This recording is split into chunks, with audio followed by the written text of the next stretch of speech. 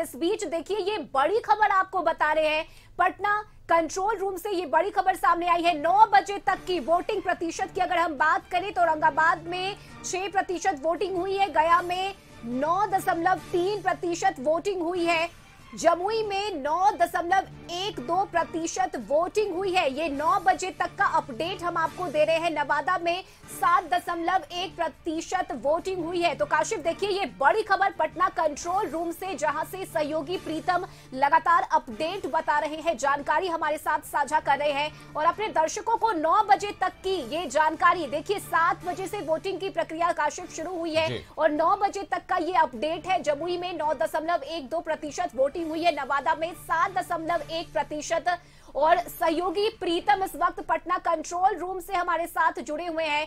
प्रीतम देखिए ये बड़ी जानकारी हम अपने दर्शकों को बता रहे हैं। 9 बजे तक का ये वोटिंग प्रतिशत है, गया में 9.3% वोटिंग हुई है, जमुई में 9.12%, यानी कि अभी जो जानकारी आई है ये अच्छी खासी जानकारी है और लोग बढ़ चढ़कर हिस्सा ले रहे हैं। जो प्रतिशत सामने आई है 9 बजे तक की। जी बिल्कुल रश्मि, आपने सही कहा। इस वक्त मतदान के सिर्फ 2 घंटे बीते हैं, लेकिन चारों लोकसभा क्षेत्र में तकरीबन जो है अभी औसत मतदान जो है 7.86%, यानी 7.86% अभी औसत मतदान हुआ है। सुबह के 2 घंटे बीते हैं और जैसे जैसे दिन चढ़ता जाएगा मतदान का प्रतिशत बढ़ेगा और हमें ये उम्मीद है कि जब फाइनल आंकड़े जब शाम में इलेक्शन कमीशन की प्रेस कॉन्फ्रेंस होगी उसके बाद ये पता चल पाएगा कि जो वोटिंग परसेंटेज रहा है वो पिछले यानी साल 2014 और 19 के मुकाबले इस बार बेहतर रहेगा, ऐसी हम लोग उम्मीद जता सकते हैं। लेकिन बहरहाल यही है कि औरंगाबाद में सुबह 9 बजे तक 6.1% मतदान हुआ, गया में 9.30%, नवादा में 7.10% और जमुई में 9.12% मतदान सुबह 9 बजे तक हुआ है। बिल्कुल प्रीतम, आप हमारे साथ बने रहिए, लगातार आपसे अपडेट लेते रहेंगे और गौतम भी हमारे साथ जुड़े हुए हैं, गौतम आपसे भी बात करेंगे। लेकिन इस बीच देखिए एक तस्वीर आपको दिखाते हैं जो कि गया से सामने आई है, जहां आरजेडी के उम्मीदवार कुमार सर्वजीत ई रिक्शा से अपनी पत्नी के साथ बोध गया के मस्तीपुर बूथ संख्या 34 पर वोट डालने के लिए पहुंचे और उन्होंने वोट भी डाला। वो सामने तस्वीरों में दिखा रहे हैं कि किस तरह से आप देख सकते हैं अपनी पत्नी के साथ कुमार सर्वजीत पहुंचे हैं खुद, वहीं से वो चुनाव लड़ रहे हैं और जीतन राम मांझी के खिलाफ ये चुनाव लड़ रहे हैं। और ये बड़ी तस्वीर सामने आ रही है जिसमें दोनों जो खुद कुमार सर्वजीत और उनकी पत्नी दोनों ई रिक्शा से चल कर आते हैं बूथ पर और वहां वोट डालते हैं। रश्मि आप देख सकती हैं किस तरह से उत्साह है और वो खुद अपनी उंगली भी उठाकर दिखा रहे हैं, उस निशान को दिखा रहे हैं जो एक तरह से लोकतंत्र का संकेत माना जाता है। बिल्कुल, तो ये एक्सक्लूसिव तस्वीरें कशिश न्यूज पर गया से, जहां कुमार सर्वजीत अपनी पत्नी के साथ ई रिक्शा से पहुंचे हैं और सहयोगी गौतम हमारे साथ बने हुए हैं। गौतम देखिए हमने अपने दर्शकों को वह तस्वीरें दिखाई है जहां कुमार सर्वजीत खुद अपनी पत्नी के साथ ई रिक्शा से पहुंचे वोट डालने के लिए। गौतम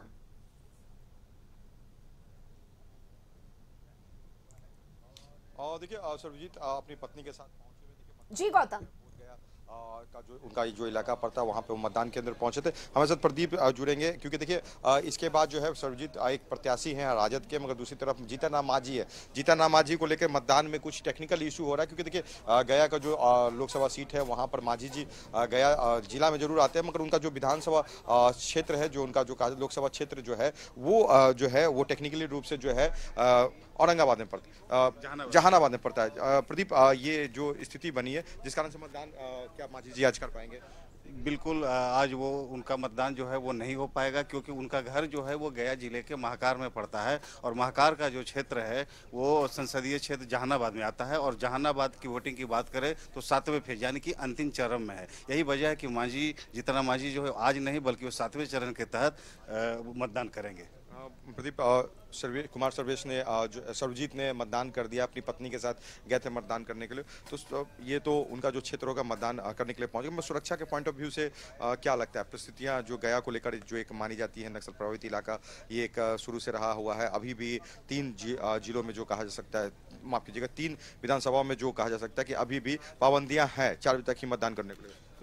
डिप्लॉयमेंट पुलिस की और सेंट्रल फोर्सेस की? बिल्कुल, देखिए गया का चुनाव का जो इतिहास रहा है पूर्व में बहुत रक्त रंजित हुआ करता था, लेकिन अब परिस्थिति बदल गई है। चूंकि प्रशासन के द्वारा दिन प्रतिदिन सुरक्षा को लेकर काफ़ी बेहतर व्यवस्था की गई है। यही वजह है कि गया जिला का 3 क्षेत्र बोधगया, बाराचट्टी और सिरघाटी जो कि नक्सल प्रभावित क्षेत्र आता है, और इन क्षेत्रों की बात करें तो दुर्गम पहाड़ों और जंगलों का इलाका है। यही वजह है कि प्रशासन ने इस बार वोटिंग की जो प्रक्रिया है वो 7 से 3 बजे तक की है, ताकि पोलिंग पार्टी जो है वो चुनाव संपन्न कराने के बाद सुरक्षित तरीके से चले। अब सुरक्षा की बात करें तो विशेष परिस्थिति में हेलीकॉप्टर भी रखा गया है। अगर इस तरह की स्थिति बनती है, कहीं हमला होता है या बूथ कैप्चरिंग की बात आती है, तो फोर्सेज जो है वो हेलीकॉप्टर के द्वारा भी वहाँ पहुँच सकते हैं। इसके अलावा 7 कंपनियाँ जो पैरामिलिट्री की हैं वो विभिन्न जगहों पर जो नक्सल प्रभावित क्षेत्र हैं वहां उनकी डिप्लॉयमेंट की गई है। इसके अलावा जिला पुलिस के जो जवान हैं वो भी चुनावी प्रक्रिया को संपन्न कराने के लिए लगे हुए हैं। उन क्षेत्रों में मोटरसाइकिल से भी पेट्रोलिंग की जा रही है। कितना ये लोगों को जागरूक करने में प्रशासन की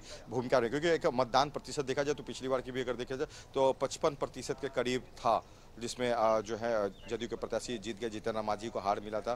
तो इस बार जो वोटिंग परसेंट बढ़ाने को लेकर जिला प्रशासन का कुछ विशेष काम? लगातार पिछले कई दिनों से जो है जिला प्रशासन मतदाताओं को जागरूक करने हेतु अभियान चला रहा था। अभी आप जिस बूथ पर खड़े हैं आप पीछे देख सकते हैं, पिंक बूथ बनाया गया है। यानी कि कहीं ना कहीं लोगों को जो है मतदान के प्रति जागरूक किया जाए, उत्साहित किया जाए, परसेंटेज ऑफ पोल ज़्यादा बढ़े, इसके लिए लगातार प्रशासन लगा हुआ है। 3 बूथ जो है महिलाओं के लिए बनाया गया है, जहां पर मतदाता से लेकर मतदान कर्मी तक महिला है। वसुंधरा केंद्र बनाया गया है, जहां इको फ्रेंडली जानकारी दी गई है कि अगर आप मत करते हैं तो क्षेत्र का विकास होता है, तो कितना विकास होगा और यह कितना जरूरी है। तो लगातार परसेंटेज ऑफ पोल बढ़े, इसके लिए जिला प्रशासन पूरी तरह से मुस्तैद है और इसके लिए हर वो संभव प्रयास कर रहा है जो वो कर सकता है। बिल्कुल गौतम, नजर बनाए रखिए। बहुत शुक्रिया आपका तमाम जानकारी के लिए। साथ ही प्रदीप, आपका भी बहुत शुक्रिया तमाम अपडेट साझा करने के लिए। यह वक्त हो चला एक छोटे से ब्रेक का, जल्द लौटेंगे।